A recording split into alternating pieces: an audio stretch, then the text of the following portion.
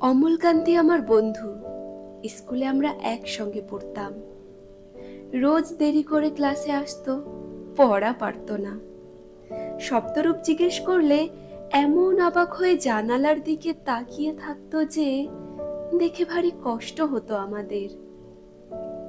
আমরা কেউ মাস্টার হতে চেয়েছিলাম, কেউ ডাক্তার, কেউ উকিল। অমলকান্তি সেসব কিছু হতে চায়নি।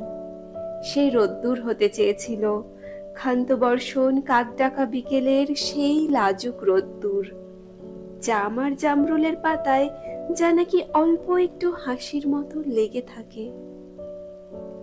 আমরা কেউ মাস্টার হয়েছি, কেউ ডাক্তার, কেউ উকিল। অমলকান্তি রোদ্দুর হতে পারেনি। সে এখন অন্ধকার একটা ছাপাখানায় কাজ করে। মাঝে মাঝে আমার সঙ্গে দেখা করতে আসে, চা খায়, এটা ওটা গল্প করে, তারপর বলে উঠি তাহলে। আমি ওকে দরজা পর্যন্ত এগিয়ে দিয়ে আসি। আমাদের মধ্যে যে এখন মাস্টারি করে, অনায়াসে সে ডাক্তার হতে পারত। যে ডাক্তার হতে চেয়েছিল, উকিল হলে তার এমন কিছু ক্ষতি হতো না।